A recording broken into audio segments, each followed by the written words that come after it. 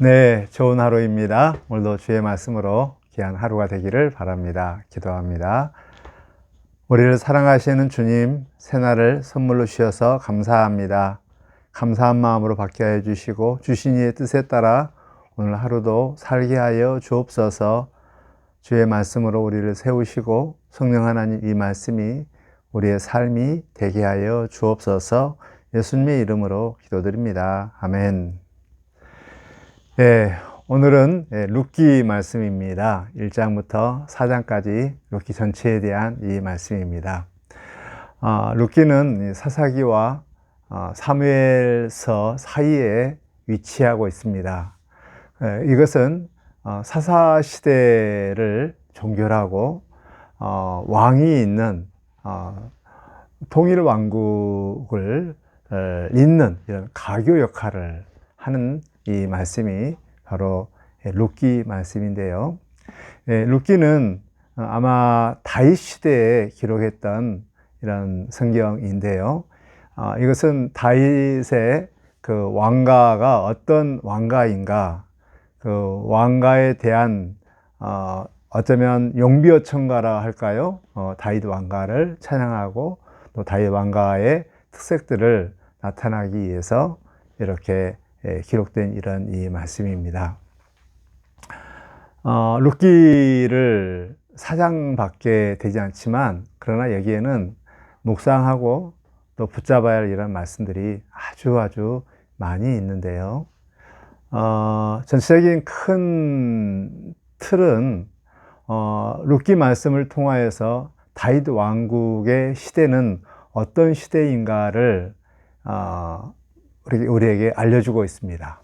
그것은 하나님의 헤세드, 사랑을, 자비를 받은 사람들이 어떻게 헤세드가 통치될 수 있도록, 자비가 어떻게 실현되는가, 그 자비로 인하여서 다윗 왕국 시대 가운데 이제 회복의 역사, 또 기업 모르는 역사, 이웃의 공동체의 짐들을 서로 져주는, 그래서 정말 하나님의 이 아름다운 헤세드가, 자비가 통치되는 그런 나라들을 보여준다고 말할 수가 있습니다.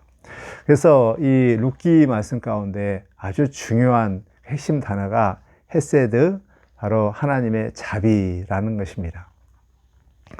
이 룻기 말씀은 결국 사사시대를 종결하고 새로운 왕국, 다윗 왕국의 시대를 여는 이런 씨앗들을 우리에게 보여주고 있는데요.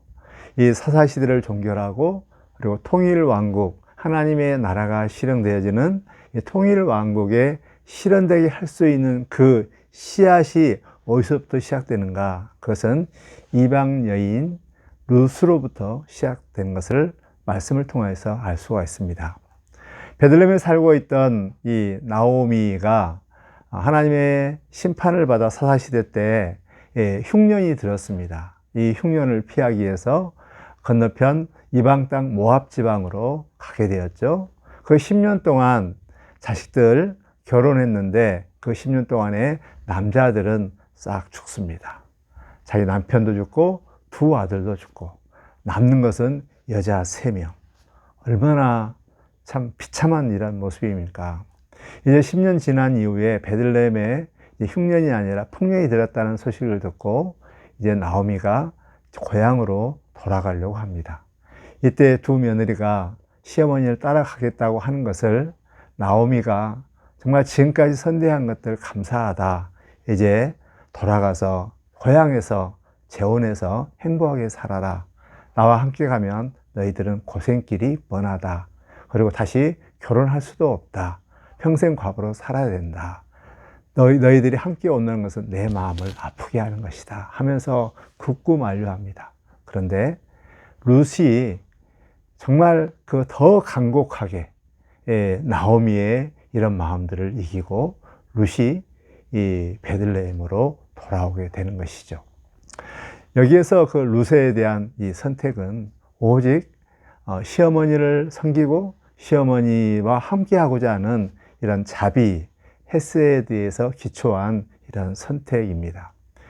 고향에 돌아온 이 나오미의 가운데 룻은 그냥 그대로 가만히 있는 것이 아니라 어찌하든 시어머니를 봉양하고 섬기기 위해서 이제 이삭을 주우러 갑니다. 참 그 이방 여인이 또 사사시대 법과 질서와 이런 보호, 약자들의 보호가 없는 이런 시대 가운데 이삭을 줍는다는 것은 참 위험천만한 일이었습니다. 그리고 또 어디로 가야 할지를 몰랐고요. 그러나 시어머니를 먹여 살리기 위해서, 봉양하기 위해서 이렇게 밖으로 나갑니다. 이건 또한 시어머니에 대한 헤세드 사랑입니다. 그런데 이 룻이 그 이삭 줍는 그 밭을 간 것은 우연히 보아스라는 이 그 밭으로 가서 이삭을 줍게 된 것이죠. 보아스는 나오미의 먼 친척입니다. 열심히 줍고 있는데 마침 또 이 보아스가 이제 일터에 나옵니다. 그리고 유심히 보면서 그 이삭 줍는 룻을 보게 되었고, 또 이 룻이 정말 효심지극한 정말 늙은 시어머니를 따라오는 이런 룻이라는 것을 알게 되고, 이 룻을 정말 더 선대합니다. 이삭을 더 많이 죽게 하고, 또 보호하게 하고, 건들지 말라고 그러고, 또 밥도 같이 이렇게 식사도 해주고, 집에 돌아갈 때 더 많은 이 보리를 잔뜩 내어줍니다. 이 돌아와서 누가 이렇게 했느냐 했을 때, 보아스라는 사람이 이렇게 주었습니다 라고 했을 때, 이제 또 나오미는 이제 망한 가문을 살리기 위해서 이 룻에게 또 한 계획을 합니다. 그것은 보아스에게 청혼을 해라. 그러면 그 잃어버렸던 땅들을 다 다시 찾을 수 있고 우리 가문을 다시 살릴 수 있다라고 합니다. 타작마당에 보아스가 타작을 하고 있을 때 그 한밤중에 또 룻은 거기에 가만히 밤중에 들어가서 이 보아스에게 청혼을 하게 되는 것입니다. 참 이 모습을 보고 보아스는 대감동을 받습니다.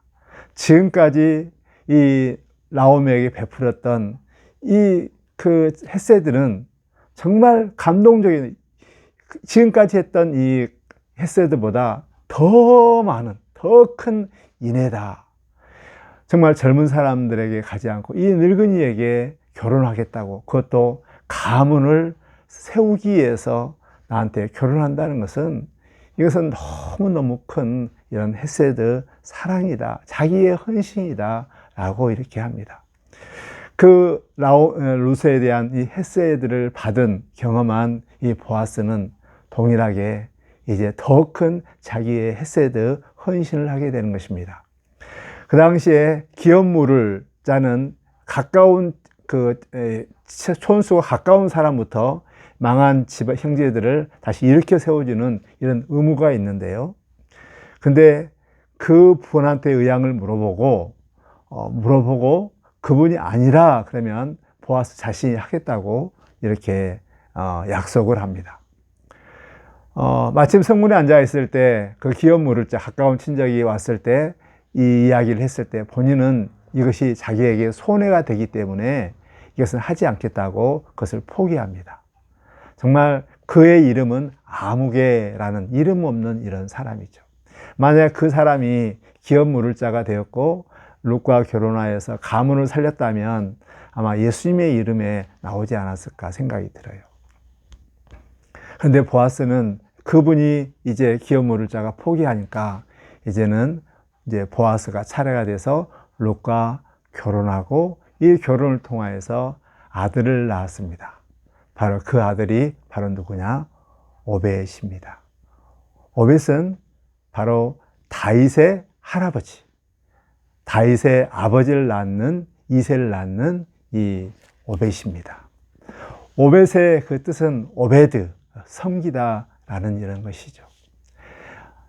룻의 헤세드, 사랑으로 섬기는 이러한 모습들, 또 이것을 보았던, 경험했던 이 보아스는 정말 그 룻에 대한 이 헤세드에 감동받고 두 분이 결혼하여서 헤세드와 헤세드가 결혼하여서 그 성기는 이 오벳을 낳게 되었으니 이 오벳으로 인해서 낳은 2세 다윗, 이 뿌리는 바로 헤세드, 하나님의 자비, 하나님의 사랑으로 이웃의 어려움을 극복해주고 땅 이웃의 친족들이 망한 것들을 이렇게 다시 회복시켜주는 그런 이 시대가 바로 다윗의 왕국, 다윗의 시대라는 것을 보여주고 있는 이것입니다. 참 이 룻기를 다시 한번 보면서 저는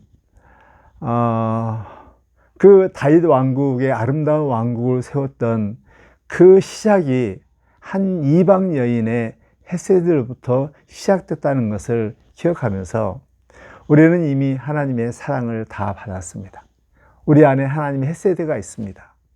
그 받은 헤세드로 바로 기업 모를 자, 생명의 회복자, 망한 사람들을 다시 일으켜 세워주고 약자를 일으켜 세워주며 없는 자를 있게 해주고 낮은 자를 높이는 이 일들, 이 섬기는 일을 한다면 그 작은 섬김의 씨앗이 나중에 새로운 가정을 일으키고 또 새로운 시대를 열 수 있는 이런 가능성이 우리 안에 있다는 것입니다. 얼마나 멋있는 이런 삶입니까? 이렇게 헤세드를 향하여서 섬겼을 때 우리 하나님께서는 또 다른 헤세드를 베풀 수 있는 이런 보아스를 만나게 해주고 또 만날 수 있도록 우연히 또 마침인 것 같지만 하나님께서 그런 사람들을 만나기 위해서 하나님의 역사들을 이루어 간다는 것입니다. 오늘 하루의 삶들 수많은 사람이 만나게 되고 수많은 일들이 있을 것입니다. 그 만나는 모든 사람들에게 기업 모를 자, 정말 내 안에 있는 받은 이 사랑의 헤세드를 가지고 그 사람들을 따뜻한 말 한마디, 또 지극정성으로 섬기는 것, 어려움이 있을 때 내게 손해가 본다 할지라도 또 내게 또 이런 청춘을 바쳐서 정말 희망이 없다 할지라도 오직 그 사람을 살린다면 그 편에서 헤세드로 선택하는 이런 귀한 하루의 삶이 되어져서 이 뿌린 씨앗이 나중에 새로운 가정을 일으키고 또 새로운 사람을 세우고 또 새로운 시대를 열 수 있는 그런 멋있는 헤세드의 씨앗을 뿌리는 귀한 하루가 되시기를 주 이름으로 축복합니다. 주님, 우리에게 헤세드, 우리의 친족 되시고 우리의 망한 것을 일으켜 세우신 우리의 기업 물자이신 우리 예수님, 이 큰 하나님의 자비를 받은 저희들도 동일하게 이웃에게 이 헤세드를 하나님의 자비를 섬기기를 원합니다. 망한 사람, 힘없는 사람, 정말 알지 못하는 사람, 길을 잃은 자들에게 하나님 그들에게 도와주고 일으켜 세워주고 길잡이가 되어주고 그들의 눈이 되어주고 그들의 손발이 되어주셔서 하나님이 작은 헤세드의 씨앗을 뿌려 새로운 시대, 새로운 가정, 새로운 이런 환경을 만들어낼 수 있는 그런 하나님의 자비를 받는 자의 삶을 살 수 있도록 오늘 하루의 삶을 친히 인도하여 주옵소서. 예수님의 이름으로 기도드립니다. 아멘.